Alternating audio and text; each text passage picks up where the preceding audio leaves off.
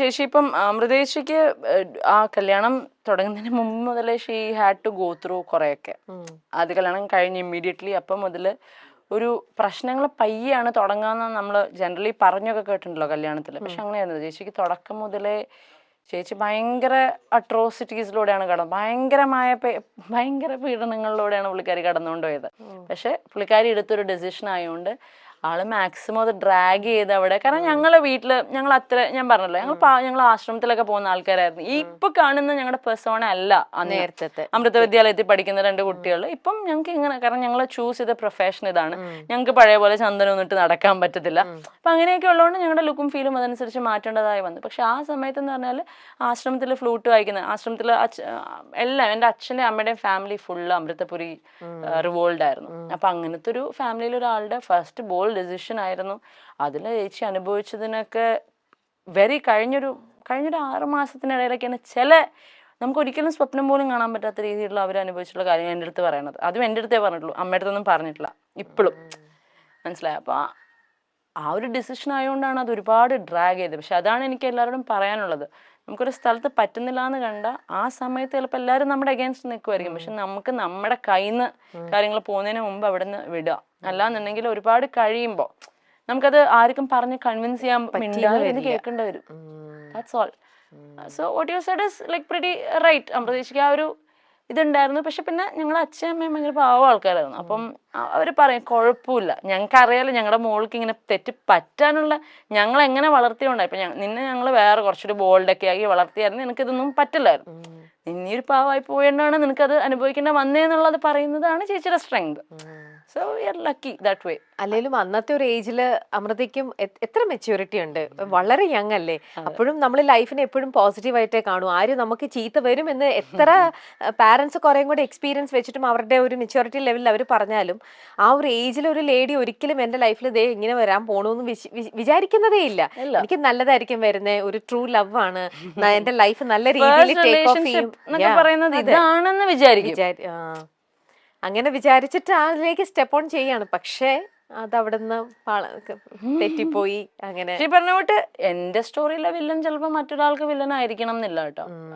അവര് തമ്മിൽ ചേരായിരുന്ന കൊണ്ടാണ് അവരത് വർക്ക് ആവുന്നത്. മേ ബി പുള്ളിയാണെങ്കിലും അയാള് നല്ലതാണെന്ന് തോന്നുന്ന വേറെ ആൾക്കാർ ഉണ്ടാവുമായിരിക്കാം. അതിനകത്ത് നമുക്കൊരു തെറ്റും പറയുന്നില്ല. ആള് ചെയ്യുന്ന നല്ലതൊക്കെ നല്ലതാന്ന് തന്നെ അപ്പോഴും പറയുന്നുള്ളൂ. പക്ഷെ എന്റെ ചേച്ചി സഫർ ചെയ്തത് അത് കേൾക്കുമ്പോ എനിക്ക് ഹീസ് എ വില്ലൻ ഓൺലി. അത് എനിക്കിപ്പോ എവിടെ ഇരുന്നോ ഞാൻ പറയും, ഐ ഡോണ്ട് കെയർ. ചിലത് നമ്മൾ ചേരില്ല, എന്നാ അതിലെ ഒന്ന് വേറെ ആൾക്കാരായിട്ട് അത് ചേരുവായിരിക്കാം. നമുക്കൊന്നും ചെയ്യാൻ പറ്റുന്ന കാര്യങ്ങളല്ല. അപ്പൊ അതിനകത്തൊക്കെ ഈ പറഞ്ഞ പോലെ നമ്മളൊന്ന് സക്സസ്ഫുൾ ആയ സ്ട്രോങ് ആയി ഒന്ന് ജീവിച്ച് കാണിച്ചിട്ട് നമ്മൾ എന്തെങ്കിലും പറഞ്ഞാൽ അത് കേൾക്കാൻ ആൾക്കാരുണ്ടാവും. അല്ലെങ്കിൽ നമ്മളിവിടെ കിടന്ന് വെറുതെ വിക്ടിം കാർഡ് കളിക്കണോ, പെണ്ണിന്റെ ഇത് പറയണോ, ചുമ്മാ അതാ. കാരണം വേറെ കുറെ കഥകൾ നമുക്ക് അറിയാവുന്നതാണ്, where women are villain. So നമ്മുടെ നാടാണെങ്കിലും കുറച്ചുകൂടെ ആണുങ്ങൾക്കൊരു ഇതുള്ളതാണ്. അപ്പൊ അതൊക്കെ നമുക്കൊന്നും ചെയ്യാൻ പറ്റുന്ന കാര്യങ്ങളല്ല. പോട്ടെ, സമയം വരും. കീപ്പിംഗ് ക്വയറ്റ് അറ്റ് ടൈംസ് അത് ഭയങ്കര ഹെൽപ്ഫുൾ ആയിരിക്കും. പക്ഷെ എന്റെ ചേച്ചി മിണ്ടായിരുന്ന പോലെ മിണ്ടായിരുന്ന പറ്റില്ല. അതെ, പറ്റില്ല. അത് ആരും ഒരുപാട് വർഷത്തേക്കൊന്നും മിണ്ടായിരിക്കരുത്. ഒരു 10-20 മിനിറ്റ് ഒക്കെ മിണ്ടായിരിക്കും, എന്നിട്ട് മിണ്ടണം. പറയാൻ കേൾക്കാനുള്ളത് എന്താന്ന് വെച്ചാൽ കേട്ട് കൊടുത്തോളൂ. അമൃതയുടെയും നിങ്ങളുടെ ആ ഒരു റിയാലിറ്റി ഷോയിൽ വന്ന സമയത്ത്, അല്ലെങ്കിൽ അന്നത്തെ ആ ഒരു ഇതിലൊക്കെ ലൈഫ് മാറ്റിയതാണ് സുരേഷ് ചേട്ടൻ നിങ്ങളുടെ ലൈഫിലേക്ക് എൻ്റർ ചെയ്തപ്പോഴും. ആ ഒരു റിലേഷനെ കുറിച്ചും കൂടെ ഒന്ന് പറയൂ അഭി. ഇപ്പോ എങ്ങനെയാണ് നിങ്ങൾ എല്ലാവരും തമ്മിലുള്ള റിലേഷൻ? ആ ഒരു ഇത് പറയാനാണെങ്കിൽ ഇപ്പൊ സുരേഷ് അങ്കിളായിട്ടുള്ള നമ്മുടെ ഇതുവരെയും ഭയങ്കരമായിട്ട് സൈബർ ബുള്ളീഡ് ആയിട്ടുള്ള, അഗൈൻ ഈ പറഞ്ഞ പോലെ ഒരു 10 കമന്റുകളിൽ ഈ ഒരു സാധനം വരുമ്പോഴാണ് പയ്യെ ആൾക്കാർ ഇത് അങ്ങനെ ആയിരുന്നല്ലോ എന്ന് പറഞ്ഞ് ബാക്കി കമന്റ് ചെയ്യുക. അപ്പൊ സുരേഷ് അങ്കിളുടെ സീൻ എങ്ങനെയായിരുന്നു വെച്ചാൽ, സ്റ്റാർസിംഗിൾ ചേച്ചിയുടെ ഫസ്റ്റ് റൗണ്ടിൽ തന്നെ മൗനമേ എന്ന് പറയുന്ന പാട്ട് പാടിയ റൗണ്ടിൽ ചേച്ചി ഒരു പട്ടുപാടയും ബ്ലൗസ് ആയിരുന്നു. അപ്പൊ ചേച്ചി പാട്ടിനും പെർഫോമൻസിനും നമ്മളിട്ടിരിക്കുന്ന കോസ്റ്റ്യൂമിനും ഒക്കെ ആയിരുന്നു മാർക്ക്. ചേച്ചിയുടെ കോസ്റ്റ്യൂമിന് മാർക്ക് കുറഞ്ഞു, പെർഫോമൻസിന് ഫുള്ള് കിട്ടി. അന്നാണ് സുരേഷ് അങ്കിൾ ഏഷ്യനെറ്റിൽ വിളിച്ചിട്ട് പറയുന്നത്, ഇനി അമൃതയ്ക്ക് കോസ്റ്റ്യൂമിന്റെ കേസിൽ ഒരു പ്രശ്നം ഉണ്ടാവരുത്. ഇതാണ് അന്നുള്ള ബന്ധം. ഇന്നും രാധികാന്റിയായിട്ടും സുരേഷ് അങ്കിളായിട്ടും മക്കളായിട്ടും ഒക്കെ ഞങ്ങൾ ഇപ്പോഴും ദേ ലൈക്ക് ഫാമിലി. പറഞ്ഞ കൂട്ട് ചേച്ചി പറഞ്ഞ പോലെ ഒരു എക്സ്റ്റേണൽ സപ്പോർട്ട് ഒരു ഫാമിലിയുടെ ഭാഗത്ത് ഉണ്ടായിട്ടുണ്ടെങ്കിൽ ആ സുരേഷ് അങ്കിളുടെ ഫാമിലി എന്നാണ്. ആ കള്ളൻ എന്നുള്ള പേര് ഒരിക്കൽ വന്നു കഴിഞ്ഞാൽ പിന്നെ എത്ര നല്ല രീതിയിൽ ജീവിച്ചാലും അവൻ കള്ളനാന്നുള്ള പേര് വന്നോണ്ടേയിരിക്കും. അത് കട്ടോന്ന് മാറ്റർ അല്ല, ആ കട്ടിട്ടുണ്ടെങ്കിൽ കക്കാനുള്ള റീസൺ മാറ്റർ അല്ല, ഇതൊന്നും മാറ്റർ അല്ല. ആ പേര് വീണോ യു ആർ ഡൺ. എസ്പെഷ്യലി കള്ളൻ എന്നുള്ളതിന്റെ നമുക്ക് അതിന്റെ ഒരു ജെൻഡറും കൂടെ മാറ്റിയ കള്ളിയാണെങ്കിൽ യു ആർ ഡൺ. ഒരു പെണ്ണിനാണ് ഇത് പറ്റുന്നതെന്നുണ്ടെങ്കിൽ, കാരണം അതിനകത്ത് ഇപ്പം നമുക്ക് ഈ പറഞ്ഞ പോലെ നമുക്ക് മാറ്റാൻ പറ്റുന്നതായിട്ടുള്ള കാര്യങ്ങളല്ല. ഇതൊരു പാട്രിയാർക്കൽ സൊസൈറ്റിയാണ്, ഇവിടെ ഇങ്ങനെയാണ്. നമ്മുടെ കേരളം അല്ലെങ്കിൽ ഇന്ത്യ കുറെ കൂടെ ഒരു മെയിൽ ഡോമിനൻസ് ഉള്ള സ്ഥലമാണ്. അപ്പം നമുക്കതിനെ വേണമെങ്കിൽ അറിഞ്ഞ് നമ്മുടേതായ ഒരു വഴി വെട്ടി വരാം, അല്ലാന്നുണ്ടെങ്കിൽ അതിനെ പൂർണ്ണമായിട്ടും അഗേൻസ്റ്റ് ആയി നിൽക്കുക, അല്ലെങ്കിൽ മനസ്സിലാക്കി നിൽക്കുക. അപ്പം നമ്മുടെ എവിടെയെന്ന് പറഞ്ഞാൽ being A woman self earn ചെയ്ത് സെൽഫ് ഡിപ്പെൻഡൻ്റ് ആയി നിൽക്കുന്ന ഒരു പെണ്ണിന് ഇങ്ങനത്തെ ഒരു ടാഗൊക്കെ കിട്ടിക്കഴിഞ്ഞ് കഴിഞ്ഞാൽ അതിനകത്ത് നിന്ന് വരാനൊക്കെ ഭയങ്കര ബുദ്ധിമുട്ടാണ്. അതിനുവേണ്ടി അത്രയൊന്നും നമുക്ക് എഫേർട്ട് എടുക്കാൻ പറ്റില്ല, ബിക്കോസ് നമ്മുടെ ലൈഫ് വെച്ചിട്ട് നമ്മൾ കളിക്കേണ്ടി വരും. അത് വെരി ട്രൂ. ആ ഒരു പേര് വീണ് കഴിഞ്ഞു കഴിഞ്ഞാൽ പിന്നെ അത് മാറ്റിയെടുക്കാൻ വർഷങ്ങളെടുക്കും. ഒന്ന് വരാൻ ഒരു സെക്കൻഡ് മതി, അതൊന്ന് മാറ്റി അതൊന്ന് ഹീൽ ചെയ്ത് എടുക്കണമെങ്കിലാണ് അതിന്റെ മുകളിൽ എത്ര ഡേയ്സ് എത്ര ഇയേഴ്സ് വേണം അല്ലേ. അതിനകത്ത് പക്ഷെ ആർക്കും ഒരു പ്രശ്നമില്ലെന്നേ. ഒരാളുടെ വീഴ്ച അല്ലെങ്കിൽ ഒരാളുടെ പെയിനിനെയാണ് നമ്മൾ ഈ മോക്ക് ചെയ്യുന്നത്. എന്തായി ഇപ്പോന്നൊക്കെ ഉള്ളൊരു ടോണ് അങ്ങനെയൊക്കെ പറയുന്നെങ്കിൽ അത് അങ്ങനെ പറയാനും വേണം ഒരു പ്രത്യേക ഒരിത്.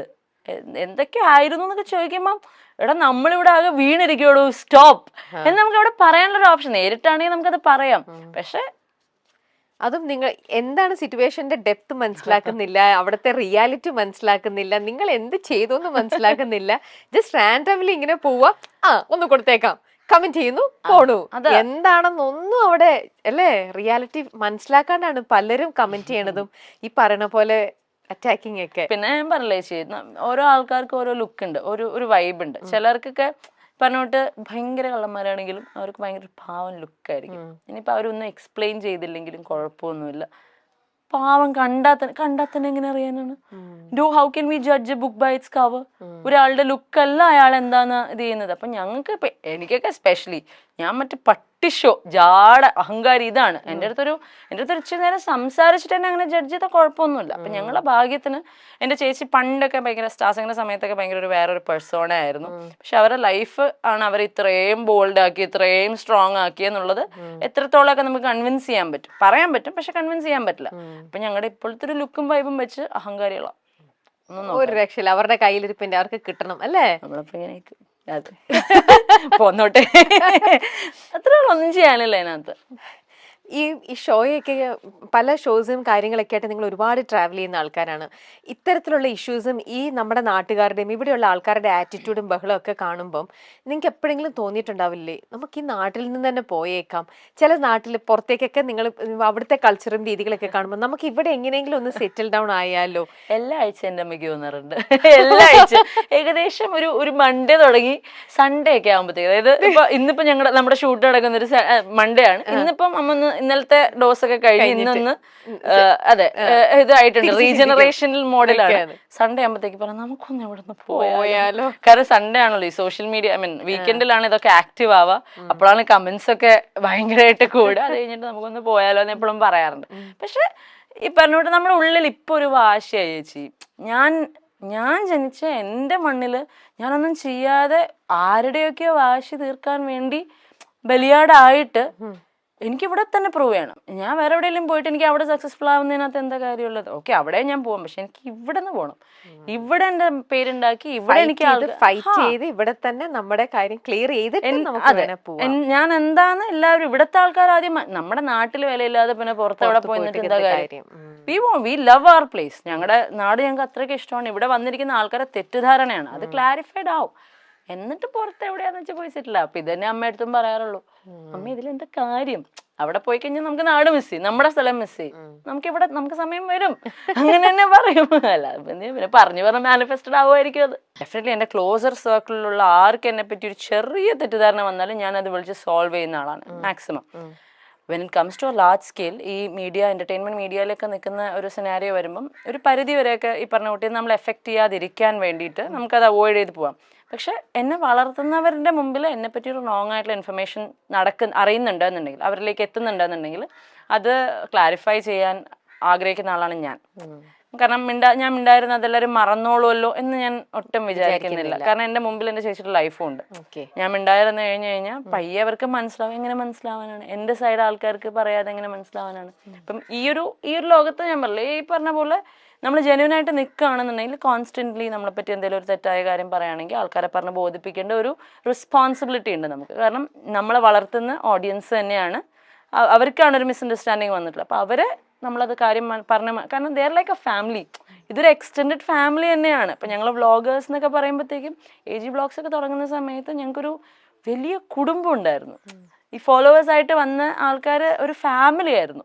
അപ്പം അത് ഞങ്ങൾക്ക് ബിഗ് ബോസിലൊക്കെ പോയി കഴിഞ്ഞപ്പോഴത്തേക്കും ഇടയ്ക്ക് ഒരു വലിയ ബ്രേക്ക് ഒക്കെ വന്ന് നിന്ന് പോയി. പക്ഷെ എന്നാലും ഇന്നും ഞങ്ങൾക്ക് ഒരുപാട് ഫോളോവേഴ്സിൻ്റെ പേരും മുഖമൊക്കെ ഓർമ്മയുണ്ട്. ഞങ്ങൾ ഇന്നും ടച്ചിലല്ല എന്നുണ്ടെങ്കിലും. അപ്പം നമ്മുടെ വീട്ടിൽ നമ്മളെ പറ്റി ഒരു തെറ്റായ കാര്യം എത്തിക്കഴിഞ്ഞാൽ നമ്മളവിടെ ക്ലാരിഫൈ ചെയ്യുന്നുണ്ടെങ്കിൽ അതേ എക്സ്റ്റെൻഡഡ് ഫാമിലിയാണ് ഈ ഓഡിയൻസും. അവരുടെ അടുത്തും ഒരു പരിധി വരെയൊക്കെ നമ്മൾ ക്ലാരിഫൈ ചെയ്യേണ്ടതാണ് ഉണ്ടെന്ന് ഞാൻ വിശ്വസിക്കുന്നുണ്ട്.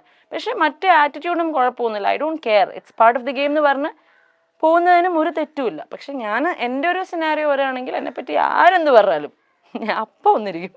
ചിലപ്പോൾ അതിൻ്റെ ട്രോമ ആയിരിക്കാം ചേച്ചിയുടെ കേസിൽ. പക്ഷെ ഐ വിൽ ക്ലാരിഫൈ. ഒന്നും പിന്നത്തേക്കില്ല, എല്ലാം അപ്പ തന്നെ. ശരിയല്ല, ഉറക്കുമ്പോൾ